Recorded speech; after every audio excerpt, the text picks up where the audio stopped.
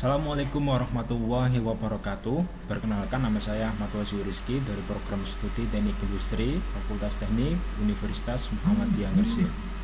Pada kesempatan kali ini saya mencoba untuk memaparkan hasil dari penelitian internal saya yang berjudul Manajemen Risiko Rantai Pasok Ikan Bandeng Kelompok Tani Tambak Bungka dengan menggunakan integrasi metode analitik network process dan failure mode and impact analysis.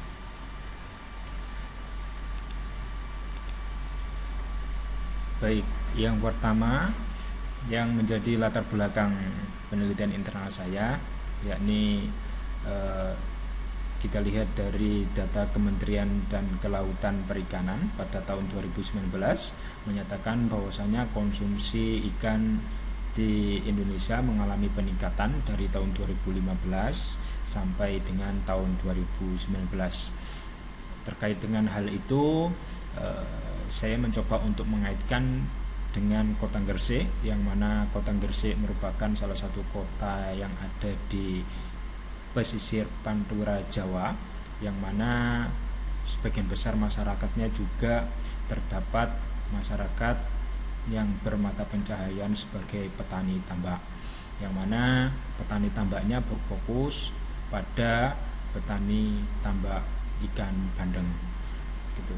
Kemudian terdapat beberapa permasalahan terkait dengan kelancaran suplai rantai pasok pada kelompok tani tambak bungka, yakni ada beberapa resiko. Yang pertama, resiko harga yang tidak stabil, kemudian terdapat resiko lingkungan, kemudian resiko mengenai pasar, kemudian resiko pasokan yang selalu mengalami perubahan.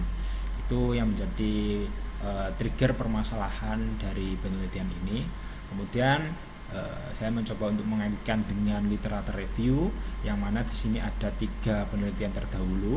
Yang pertama dari Seldom dan Wibowo yang menyatakan bahwasanya manajemen resiko rantai pasok tebu studi kasus di PTPN 10 terdapat beberapa resiko, yakni resiko harga bibit, produksi, kualitas tebu, produksi dan harga gula.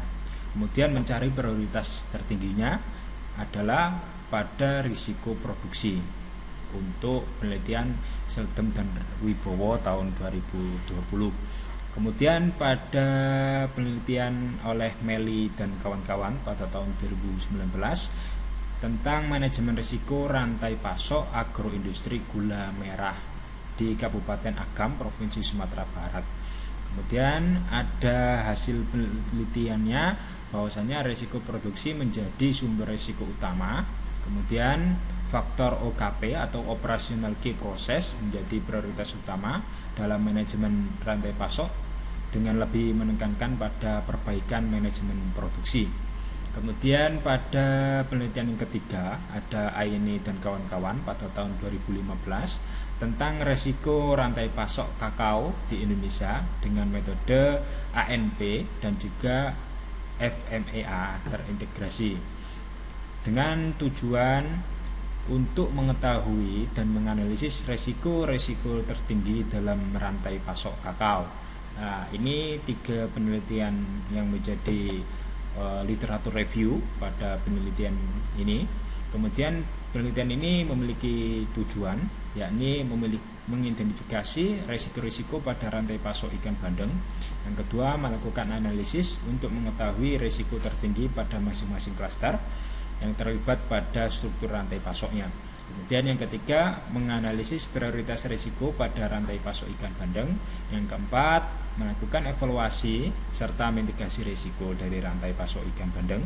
Kemudian yang kelima, melakukan implikasi manajerial dari manajemen risiko rantai pasok ikan bandeng sebagai upaya peningkatan produktivitas kinerja dan daya saing rantai pasok ikan bandeng pada kelompok tani tambak bungka.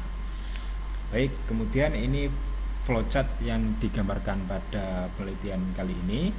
Kita mencoba untuk menggabungkan dari metode ANP dan juga FMEA, yang mana ANP melakukan perhitungan pairwise comparison, kemudian perhitungan nilai eigenvektor, kemudian melakukan perhitungan nilai CI dan CR.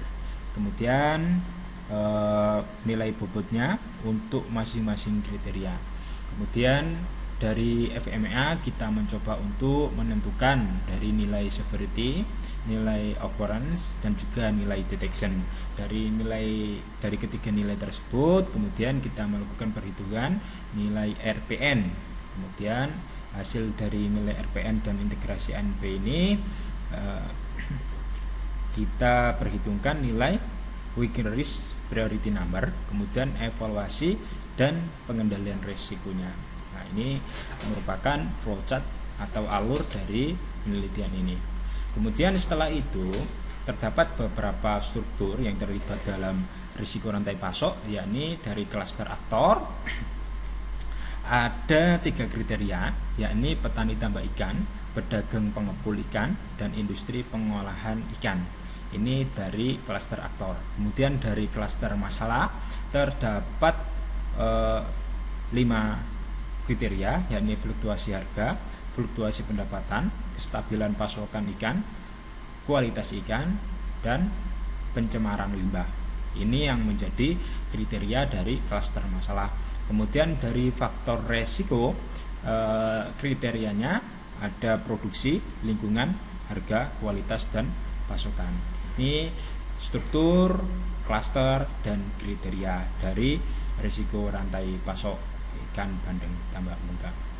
Kemudian indikator dari faktor risiko, yakni faktor risiko yang pertama dari produksi. Indikatornya luas lahan budidaya ikan, kemudian proses pengairan tidak efisien, kemudian pertumbuhan ikan melambat, kemudian dari lingkungannya terdapat cuaca, pencemaran limbah, dan kondisi sosial. Dari faktor kualitas terdapat hama dan penyakit, tempat penyimpanan tidak ada, pemahaman budidaya ikan masih tradisional. Kemudian dari faktor harga terdapat indikator kesepakatan harga, kemudian fluktuasi harga.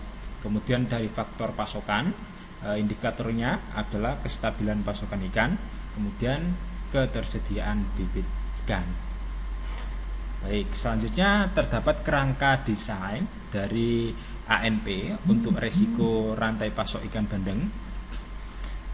Terlihat di sini terdapat 3 klaster. Yang pertama dari aktor, kemudian dari masalah, dan juga faktor resiko.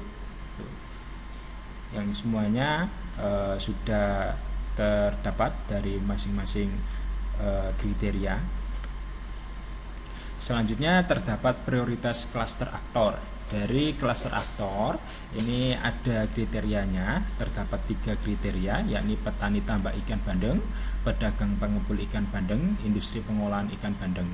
Kemudian kita melakukan perhitungan normalisasi by cluster, yang mana dari ketiga kriteria tersebut yang paling tinggi normalisasi by cluster adalah petani tambak ikan bandeng. Kemudian analisisnya berarti tentang ini terdapat hasil penelitian terdahulu, yakni Aini dan kawan-kawan. Hasilnya sama, yakni tentang risiko rantai pasok kakao ini menggunakan metode ANP, yakni petani tambak ikan bandeng yang memiliki nilai normalisasi by cluster yang paling tinggi. Kemudian dari prioritas cluster masalah terdapat beberapa kriteria, yakni fluktuasi harga, fluktuasi pendapatan, kestabilan pasokan ikan, kualitas ikan, pencemaran limbah. Nah, dari klaster masalah kita lihat nilai dari normalisasi by clusternya yang paling tinggi, yakni fluktuasi pendapatan, ya, fluktuasi pendapatan. Hal ini dapat diambil kesimpulan bahwa dalam proses manajemen risiko rantai pasok ikan bandeng memiliki masalah utama dengan adanya naik turunnya pendapatan akan pengaruh dalam proses produksi pendapatan, produksi ikan bandeng, dan juga proses pasokan ikannya. Kemudian dari prioritas klaster faktor resiko ada 5 kriteria dari faktor resiko, yakni yang pertama produksi, lingkungan, harga, kualitas, dan pasokan. Kita lihat dari nilai normalisasi by clusternya yang paling tinggi, ya. Di sini terdapat 2, namun yang menjadi analisis yakni harga faktor risiko harga dan kualitas menjadi utama dalam manajemen risiko rantai pasok ikan bandeng karena saling keterkaitan, di mana semakin bagus suatu kualitas ikan maka semakin tinggi nilai harganya. Kemudian kita mencoba untuk menggunakan metode FMEA.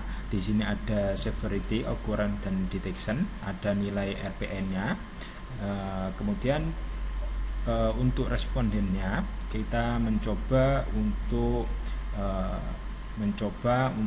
melakukan wawancara tentang terkait dengan expertnya yang ahli dalam bidang supply chain tambak bandeng ini. Kemudian dari faktor produksi, lingkungan, kualitas, harga pasokan ikan bandeng, kita lihat nilai RPN yang paling tinggi terdapat pada faktor produksi. Kemudian hasil penilaian faktor risiko berdasarkan integrasi antara ANP dan FMEA. Dari faktor risiko ada 5 kriteria. Yang paling tinggi nilai WRPN-nya yakni faktor produksi, yang kedua kualitas, yang ketiga dari segi harga, yang keempat lingkungan, yang kelima dari segi pasokan. Kemudian evaluasi dan pengendalian risiko rantai pasok ikan bandeng. Dari faktor risiko terdapat 5 kriteria tersebut, maka pengendalian risikonya untuk produksi kita mitigasi, kemudian lingkungan menerima, untuk harga menghindari, untuk kualitas mitigasi, untuk pasokan menerima. Baik. Kemudian pada kesimpulan penelitian kali ini terdapat 5 poin yang bisa disimpulkan, yakni yang pertama, rantai pasok ikan bandeng terdiri dari petani tambak ikan, pedagang pengumpul ikan, dan industri pengolahan ikan. Dari ketiga rantai pasok tersebut terjadi aliran pergerakan bahan baku ikan bandeng, uang, dan informasi. Kemudian poin yang kedua, dari hasil pengolahan dengan metode ANP diperoleh prioritas tertinggi ada di klaster aktor, yaitu petani tambak ikan bandeng dengan nilai bobot 0,518. Kemudian di poin ketiga, dari hasil FMEA diperoleh nilai RPN tertinggi terdapat pada risiko produksi dengan nilai RPN kumulatif sebesar 796. Pada kesimpulan yang keempat, dari hasil integrasi antara metode ANP dengan FMEA pada risiko yang menjadi prioritas, yakni pada produksi dengan nilai WRPN sebesar 186,26. Kemudian yang terakhir, pengendalian risiko yang dilakukan pada kriteria risiko produksi, yaitu luas lahan budidaya ikan adalah evaluasi tentang luas lahan yang baik untuk budidaya ikan. Baik, sekian presentasi yang bisa saya sampaikan pada kesempatan kali ini. Kurang lebihnya saya mohon maaf. Akhir kata, assalamualaikum warahmatullahi wabarakatuh. Sudah Pak Jupri?